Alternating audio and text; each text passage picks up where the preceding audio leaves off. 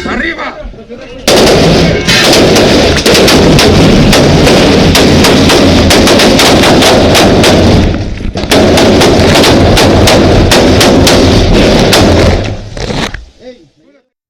Nacido en un rincón apartado de México, en una región que pocos conocen, Joaquín Guzmán Loera vino al mundo el 4 de abril de 1957, en el pequeño pueblo de La Tuna, Sinaloa, un lugar tan aislado que parece detenido en el tiempo. Criado en la pobreza extrema, Joaquín, conocido más tarde como El Chapo, tuvo una infancia dura, marcada por la escasez y la violencia.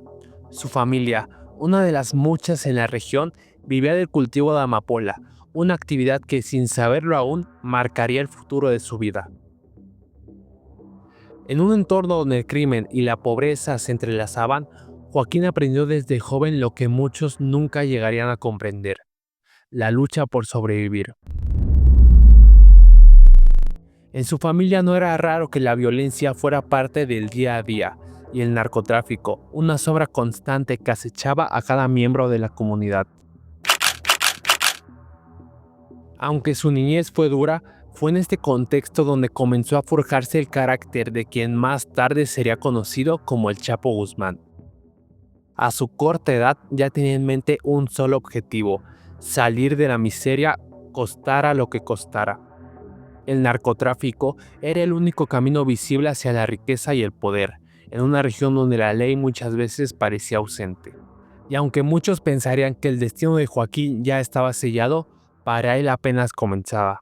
En la juventud de Joaquín, la pobreza seguía siendo su sombra constante, pero había algo más: una ambición que lo empujaba, una necesidad de dejar atrás la vida que le había tocado vivir. Fue así como a los 22 años dio el primer paso en el mundo del narcotráfico.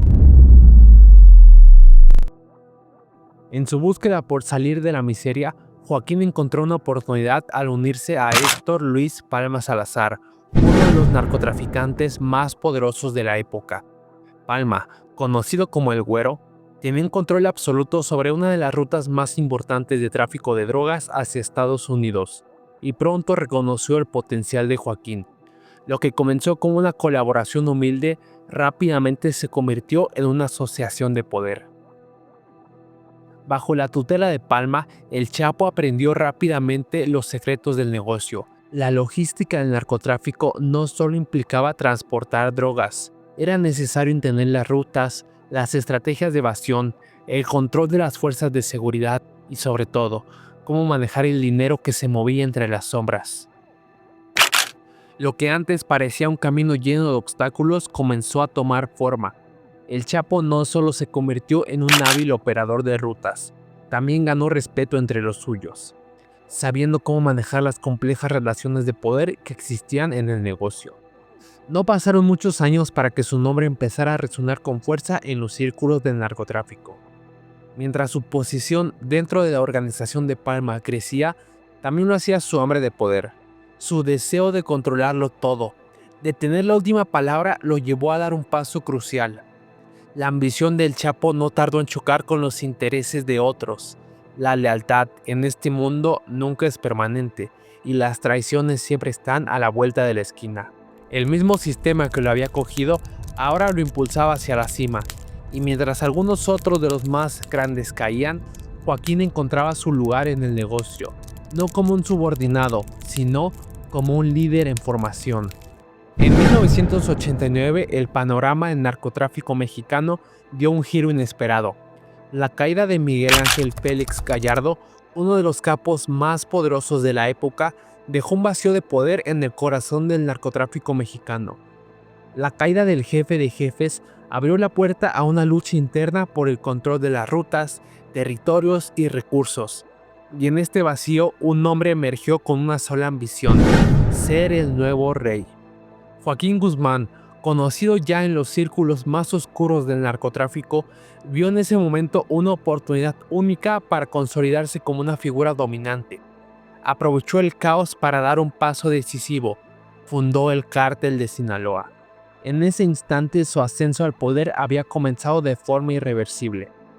Con la organización de Félix Gallardo fragmentada y debilitada, el Chapo tomó el control de uno de los cárteles más importantes de México, basado en Sinaloa, su tierra natal.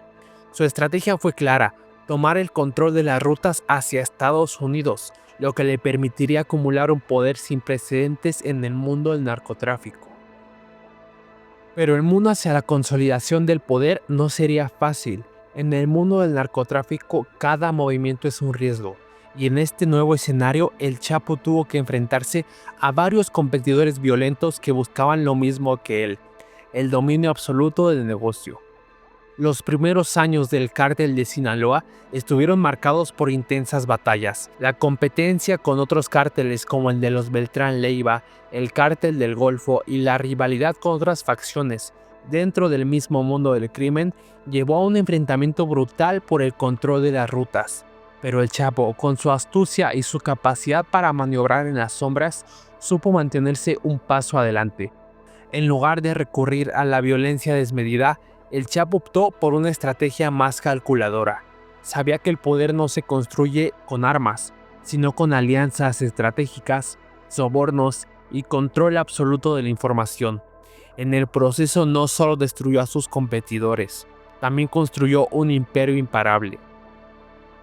En este momento, el Chapo no era solo un narcotraficante más. Había dejado de ser un hombre que operaba desde las sombras para convertirse en el símbolo del poder en el narcotráfico. Un hombre capaz de mover montañas y al mismo tiempo de pasar desapercibido. Su historia estaba escrita en cada kilo que cruzaba la frontera y en cada vida que quedaba marcada por el miedo y la traición. El cártel de Sinaloa, bajo su liderazgo, se consolidaba como el más poderoso, el más astuto y el más temido de todos. La historia del Chapo ya no era solo la de un joven de la tuna que soñaba con salir de la miseria. Ahora era la de un hombre que había logrado construir un imperio criminal, desafiando las reglas de un mundo peligroso. Hasta aquí todo parecía estar bajo control. El Chapo estaba encaminado hacia la cima del mundo del narcotráfico. Sin embargo, el destino tenía planes muy diferentes y complicados para él. La historia del Chapo parecería llegar a su fin el 22 de febrero de 1993. Después de años de ascender rápidamente en el mundo del narcotráfico, de construir un imperio en Sinaloa, el hombre más buscado había caído en las garras de la justicia. Pero como descubriríamos pronto, lo que parecía su derrota no era más que un nuevo giro en una historia de constantes sorpresas.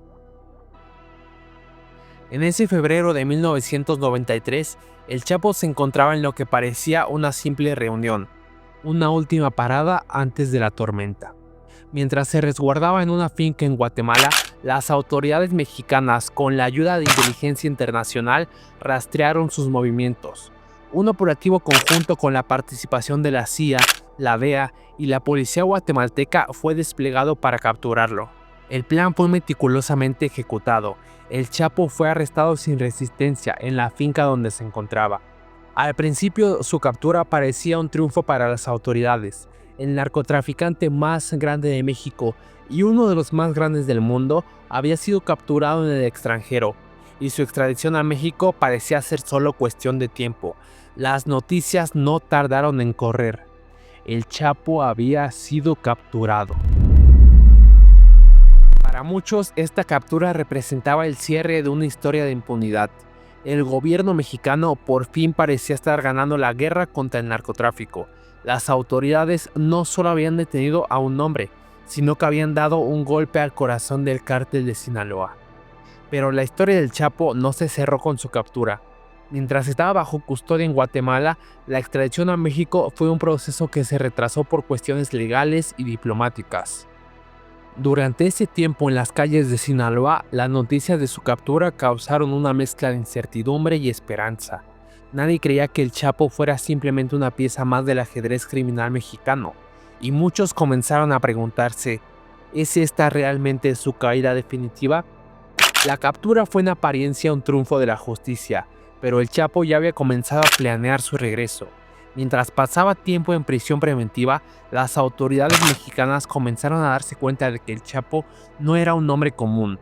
Su red de contactos era más extensa de lo que imaginaban, y su influencia estaba aún intacta. Pero el verdadero giro aún no había llegado. En los siguientes meses el Chapo mantuvo el control de su organización, enviando mensajes a sus colaboradores y tomando decisiones importantes desde su celda.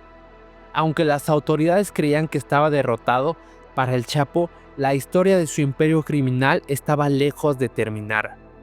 Lo que parecería ser la culminación de la historia de Chapo, un hombre atrapado tras años de evadir a las autoridades, estaba a punto de dar un giro dramático. En 2001, a tan solo 8 años de su captura, el Chapo se encontraba en lo que debería haber sido su última prisión, la penitenciaria de Puente Grande en Jalisco, México, una prisión de máxima seguridad, construida especialmente para contener a los criminales más peligrosos del país.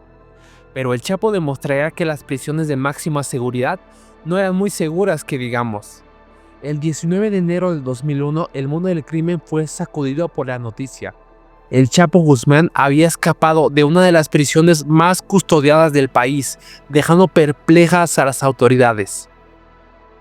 El escape fue nada menos que espectacular. Durante semanas, el Chapo había estado planeando su huida. Con una meticulosidad digna de su astucia, utilizó un carrito de lavandería, uno de los objetos más comunes en las prisiones, para trasladarse de su celda a un área de mantenimiento. Fue un truco simple pero brillante. Mientras los guardias ocupados en otras tareas no sospechaban nada, el Chapo se deslizaba sin ser visto hacia su libertad. El desconcierto de las autoridades fue absoluto. Durante días los funcionarios de la prisión y las fuerzas de seguridad mexicanas buscaron una explicación.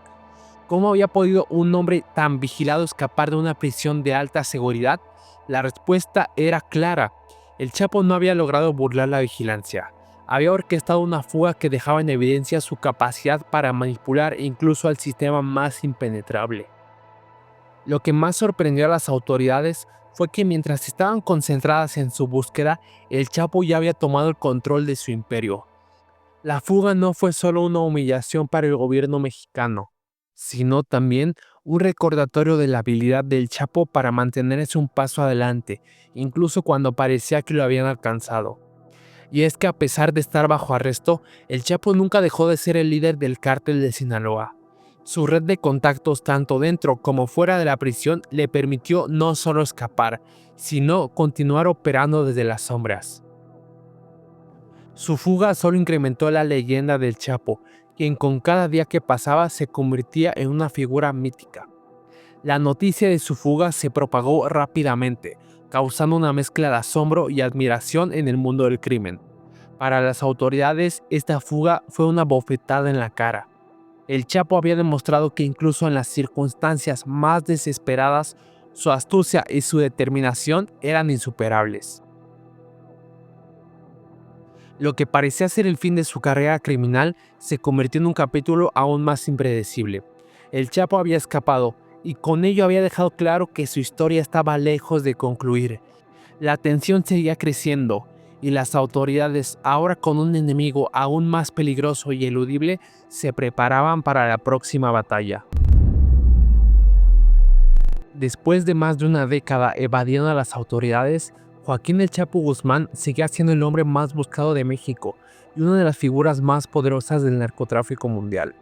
Las autoridades, humilladas tras su espectacular fuga en 2001, no cesaron en su búsqueda, pero pasarían 13 años antes de que finalmente lograran ponerle las manos encima de nuevo.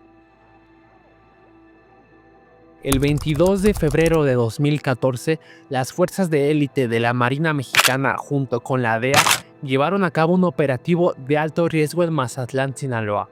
Fue ahí, en un modesto edificio de condominios frente al mar, donde encontraron al Chapo escondido.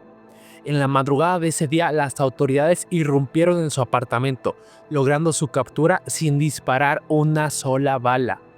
Este momento fue presentado como un triunfo monumental por el gobierno mexicano y sus aliados internacionales. La captura del Chapo fue una noticia que recorrió el mundo, con imágenes de su rostro esposado y escoltado por marinos enmascarados, transmitidos en todos los medios de comunicación. Para muchos, este parecería ser el final definitivo de su carrera criminal. Sin embargo, la captura no estuvo exenta de conflictos. Las tensiones dentro del cártel comenzaron a surgir. Algunos de sus aliados más cercanos comenzaron a cuestionar si su liderazgo seguía siendo viable, mientras que otros se preparaban para tomar ventaja de su ausencia. Para las autoridades, detener al Chapo fue un paso importante, pero quedaba una pregunta: ¿cómo podían mantenerlo tras las rejas esta vez? La operación que condujo a su captura fue resultado de meses de vigilancia y rastreo. Las autoridades habían seguido sus movimientos a través de un elaborado sistema de monitoreo de sus comunicaciones y contactos cercanos. En particular, fue gracias a su obsesión por estar en contacto con su familia y sus socios que lograron localizarlo en Mazatlán. Para las fuerzas de seguridad, su captura fue un respiro temporal en la guerra contra el narcotráfico, pero los verdaderos efectos no tardarían en manifestarse. El cártel de Sinaloa era mucho más que un solo hombre, y aunque su líder estaba tras las rejas, la maquinaria que había construido continuaba funcionando como si nada hubiera cambiado. Mientras las cámaras mostraban al hombre esposado, parecía que su historia había llegado a su fin, pero como demostraría el futuro, el Chapo no era alguien que aceptara ser derrotado tan fácilmente. Para él, cada captura era solo un obstáculo temporal, y para el mundo, su arresto en 2014 no era el clímax, sino el preludio de uno de los giros más sorprendentes de su historia. El 11 de julio de 2015, Joaquín El Chapo Guzmán logró lo que muchos creían imposible: escapar nuevamente de una prisión de máxima seguridad. Esta vez su fuga no solo humilló al gobierno mexicano una vez más, sino que dejó al mundo entero en asombro. Lo que parecía ser el final definitivo de su carrera criminal se convirtió en uno de los escapes más audaces y sorprendentes de la historia. El Chapo estaba recluido en el Centro Federal de Readaptación Social número 1, conocido como el Altiplano en el Estado de México, en México, considerada una de las prisiones más seguras del país.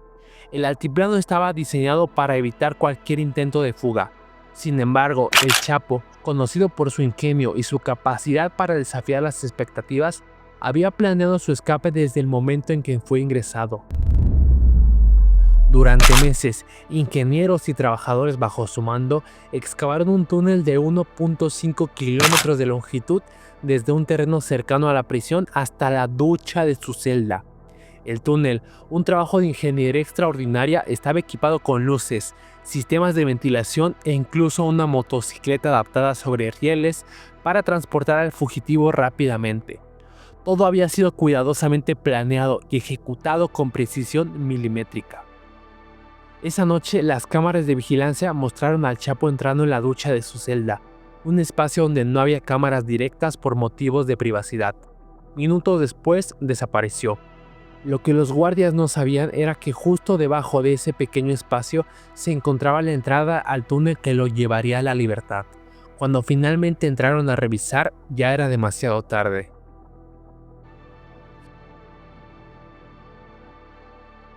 La noticia de su fuga se propagó como un incendio. Una vez más, el Chapo había burlado a las autoridades, exponiendo las fallas del sistema penitenciario mexicano. Mientras las autoridades iniciaban una búsqueda desesperada, el Chapo ya estaba muy lejos, protegido por su red de aliados y recursos. Su fuga no fue solo un golpe de la credibilidad del gobierno mexicano, sino también un recordatorio de su capacidad para mantenerse siempre un paso adelante. El impacto de la fuga fue devastador para las instituciones mexicanas. El entonces presidente Enrique Peña Nieto enfrentó una avalancha de críticas por permitir que el narcotraficante más peligroso del mundo escapara de una prisión de máxima seguridad. Las imágenes del túnel, con su sorprendente nivel de sofisticación, se convirtieron en el símbolo de una humillación que trascendió fronteras. Mientras tanto, para el pueblo, la fuga del Chapo solo alimentó su leyenda. En muchos sectores, especialmente en Sinaloa, fue visto como un héroe, alguien que había desafiado al sistema y había logrado lo impensable. Pero para las autoridades, su fuga representaba el inicio de una nueva cacería, una misión desesperada para recapturar al hombre que parecía invencible. Esta fuga, más que un simple escape, fue un recordatorio de que la historia de Joaquín Guzmán estaba lejos de terminar. A pesar de los recursos y la tecnología de las autoridades, el Chapo continuaba demostrando que no era un hombre fácil de detener. Y aunque la justicia estaba destinada a recapturarlo, el mensaje era claro. El Chapo siempre encontraba la forma de salir adelante, sin importar los obstáculos. Después de su espectacular fuga en 2015, Joaquín El Chapo Guzmán se convirtió nuevamente en el hombre más buscado del mundo. Las autoridades mexicanas, humilladas por su segundo escape, estaban destinadas a no permitir que se repitiera una tercera vez. La presión internacional aumentaba y Estados Unidos intensificó su colaboración para lograr lo que parecía imposible: capturar nuevamente al líder del cártel de Sinaloa. La cacería se intensificó en enero de 2016, cuando las fuerzas especiales de la Marina Mexicana recibieron información clave sobre el paradero del Chapo. Estaba escondido en una casa modesta en Los Mochis, Sinaloa, una ciudad costera cercana a su ciudad natal. Según los informes, su localización fue posible gracias a un seguimiento exhaustivo de sus comunicaciones, especialmente su contacto con productores interesados en realizar una película sobre su vida. El 8 de enero de 2016, en la madrugada, las autoridades mexicanas lanzaron un operativo cuidadosamente planeado para capturarlo. El enfrentamiento en Los Mochis fue intenso. Los marinos mexicanos se encontraron con una feroz resistencia por parte de los guardaespaldas del Chapo, quienes utilizaron todo su armamento para intentar frenar el avance de las autoridades. Dentro de la casa, el Chapo buscó desesperadamente una salida. Una vez más intentó utilizar un túnel, pero esta vez las autoridades ya estaban preparadas. La salida del túnel estaba bloqueada y su única opción fue huir por las calles de la ciudad. En medio del caos, Guzmán y uno de sus principales hombres de confianza, el Cholo Iván, lograron escapar de la casa en un vehículo robado. Pero la fuga no duró mucho. Las autoridades, utilizando un despliegue masivo de recursos, lo localizaron poco tiempo después en las afueras de la ciudad. Guzmán fue interceptado y capturado finalmente en una carretera mientras intentaba huir nuevamente. Esta vez no hubo escapatoria. El hombre que durante décadas había burlado a las fuerzas de seguridad estaba una vez más bajo custodia. Las imágenes de su captura recorrieron el mundo. En ellas se veía a un Joaquín Guzmán visiblemente agotado, sentado en el borde de una recámara de hotel después de ser recapturado. La Marina Mexicana presentó su captura como un logro monumental, y el gobierno mexicano lo calificó como una victoria en su lucha contra el narcotráfico. Sin embargo, esta captura marcó un punto de inflexión en su historia. Consciente de su capacidad para escapar, el gobierno mexicano decidió extraditarlo rápidamente a Estados Unidos, un proceso que se completó en 2017. En territorio estadounidense, el Chapo enfrentaría una serie de cargos que esta vez garantizarían que no volviera a salir libre. El enfrentamiento en Los Mochis y su posterior captura representaron el clímax de una carrera criminal que parecería que no tenía fin. Pero más allá del arresto, su historia dejó una marca imborrable en México y en el mundo. La figura del Chapo se convirtió en un símbolo de la lucha entre el poder, del crimen organizado y las instituciones encargadas de combatirlo. Su caída fue monumental, pero las cicatrices de su imperio permanecerían durante años. Sin embargo, los problemas con la ley no terminarían en ese momento. Hablemos sobre todo lo que se enfrentó cuando fue extraditado a los Estados Unidos.